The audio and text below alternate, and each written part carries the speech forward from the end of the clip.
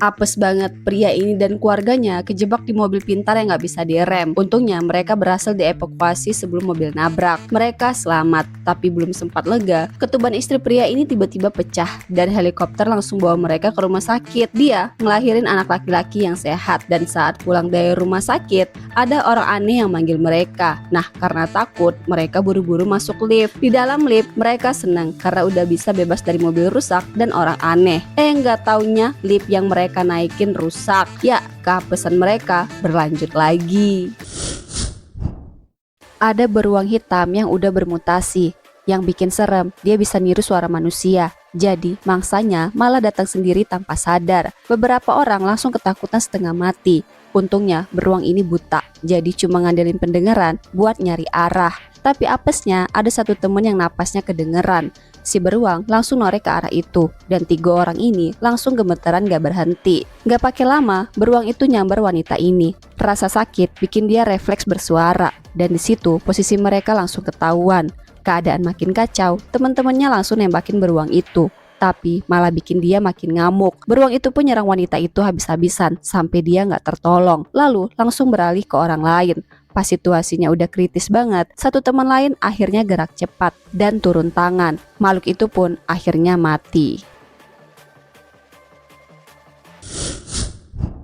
Kakek ini udah beberapa kali coba bundir, tapi tiap kali dia udah siap, selalu aja ada gangguan dari tetangganya. Awalnya dia niat banget, udah pasang tali, berdiri di bangku, tinggal 1 langkah lagi. Tapi belum juga selesai, ada tetangga yang mobilnya mogok. Dengan muka kesal, si kakek turun lagi, bantu dorongin mobil itu sampai bisa jalan. Padahal dalam hati dia ngomel, kenapa orang-orang ini gak pernah bisa ngurusin masalah sendiri. Tapi ya, tangan dan kakinya tetap gerak, bantuin juga, dan gagal bundir lagi.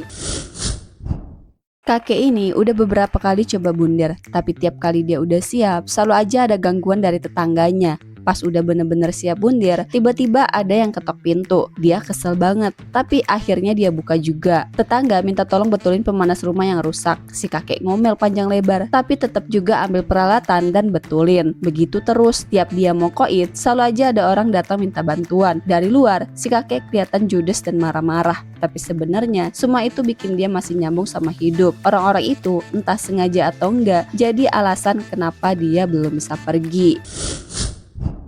Kakek ini udah niat banget mau ngakhiri hidupnya. Dia dandan rapi, pakai jas, nyemprot parfum, nyiapin tali sambil lihat foto istrinya yang udah meninggal. Begitu mau bundir, tiba-tiba ada tetangga baru bikin ribut masukin mobil. Si kakek kesel, talinya dia lepas, malah bantu mindahin mobil. Pas mau coba lagi, 2 anak kecil tetangga ngintip dari jendela. Ya, bikin dia jadinya batal lagi. Besoknya, dia coba sekali lagi. Udah siap banget nih.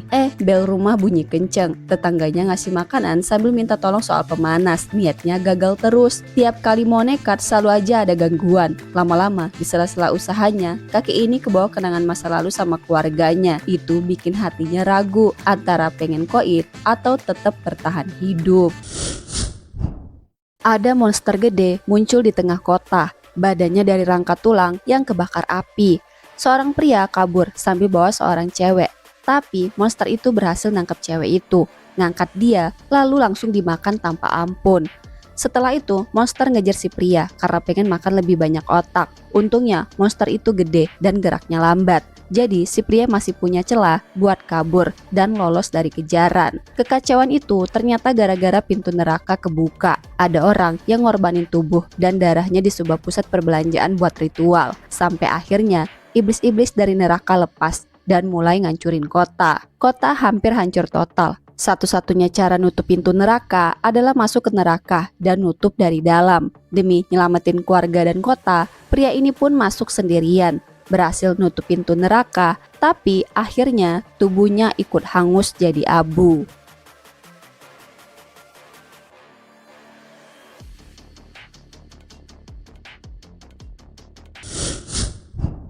Ribuan kunang-kunang terbang rame-rame ke arah penjara yang dijagain super ketat.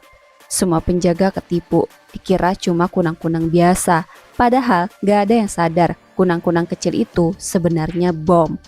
Bahkan ada penjaga yang santai banget, dipegang, dimainin. Detik berikutnya Bom itu pun meledak. Kuenya dibagi ke orang-orang yang lagi kerja di dalam brankas. Semalaman sisa kue itu bikin kecoa berdatangan banyak banget, sampai manajer panik dan manggil pembasmi hama. Padahal yang datang justru para maling sendiri. Dari warna kecoa yang muncul, mereka langsung tahu saluran udara yang tepat. Pas hari balapan di arena sebelah bang, mereka bikin sistem listriknya mati, bikin semua transaksi harus pakai uang tunai. Uang itu akhirnya numpuk di brankas dalam jumlah besar. Di tahap terakhir, mereka buka penutup saluran udara dan pasang alat peniup dari luar. Begitu dinyalain, uang tunai langsung kelempar keluar.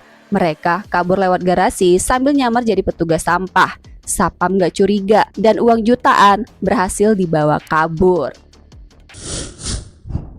Pembunuh bayaran ini punya alat canggih berbentuk tas kecil buat ngilangin mayat korbannya. Tinggal masukin tubuh ke dalam, pencet tombol, dan dalam 1 jam semuanya lumer tanpa sisa, termasuk darah. Hari itu dia juga masang wajah palsu di korban biar kelihatan masih hidup, walau harus nutupin mata kiri yang hilang pakai lensa kotak. Rencananya dia mau masuk ke pesta pernikahan dengan nyamar, lalu bunuh pengantin cowok dan kabur dengan tenang. Saat lagi nyiapin semuanya, seorang pelayan cewek masuk. Nggak tahu apakah cewek itu dengar sesuatu atau enggak, tapi si pembunuh mutusin buat ngejadiin dia kambing hitam. Dia ambil pisau es krim dari pelayan itu dan diam-diam ngerusak kulkas es krim. Kesempatan datang saat pengantin cowok lagi lengah. Si pembunuh nyuntikin obat bius, lalu pura-pura mabuk dan ngajak dia jalan ke arah pantai. Karena kulkas rusak, es krim jadi nggak layak, bikin para pelayan panik dan si cewek tadi disuruh ke gudang ambil yang baru. Padahal itu semua memang udah diatur. Di pantai, pengantin cowok pun dibunuh pakai pisau es krim. Dan gak lama kemudian kembang api dinyalain, bikin semua tamu nengok ke arah laut. Pengantin cewek yang bingung lari ke pantai, tapi malah nemuin tubuh pasangannya yang udah mati, berdiri kaku dengan wajah kosong yang bikin suasana berubah jadi horor. Ada ribuan bola baja super kecil yang ukurannya cuma beberapa milimeter, tiba-tiba aktif dan menetas. Satu persatu berubah jadi robot mini yang presisi banget. Mereka langsung ngumpul, saling nyambung, dan dalam waktu super cepat ngerakit diri jadi satu robot baru. Robot itu namanya belalang pisau.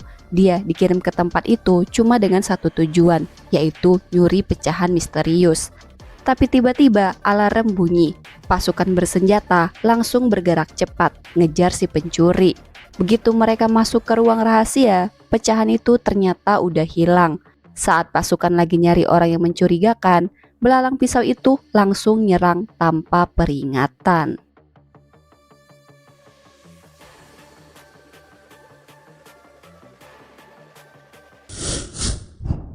Wanita dalam kereta ini makan dengan rakus kayak orang kelaparan. Tiba-tiba dia ngerasa ada sesuatu yang gerak di tangannya. Dia langsung panik, lari ke toilet buat ngaca. Tapi anehnya bukan cuma tangan, wajahnya juga mulai berubah pelan-pelan. Si wanita bengong, gak ngerti apa yang lagi terjadi. Dan benar aja sesuatu yang gede dan gak jelas bentuknya muncul dari wajahnya. Walaupun dia terus berontak, tubuhnya malah dikendalikan sama benda aneh itu sampai ke sisi dinding gerbong. Petugas kereta yang lihat kejadian itu langsung syok berat. Pas diperhatiin lagi, benda itu nempel di gerbong kayak kepompong. Waktu lihat ke bawah, tiba-tiba muncul mulut raksasa tepat di depannya. Dari situ keluar sebuah tangan. Petugas kereta langsung tewas di tempat.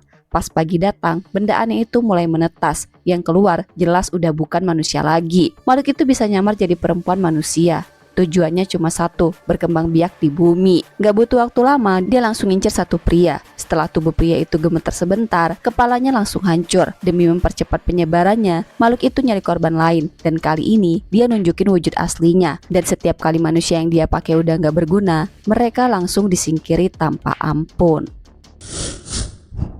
Cowok ini dari dulu selalu potong rambut di barber yang sama. Suatu hari pas dia mau cukur, barbershop itu malah tutup dan gak bisa dihubungi. Akhirnya dia terpaksa potong rambut di barber lain yang manggilin dia. Besoknya dia ketemu barber lamanya di supermarket.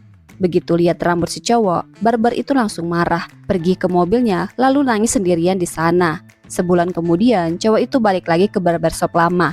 Tapi begitu lihat dia datang, si barber malah nutup toko dan nyuruh dia balik ke barber yang terakhir motong rambutnya. Pas balik lagi, rambut si cowok malah dipotong jelek banget. Dia langsung minta maaf ke barber lamanya dan ngasih gunting emas yang udah lama diinginkan, sambil minta rambutnya dipotong pakai gunting itu.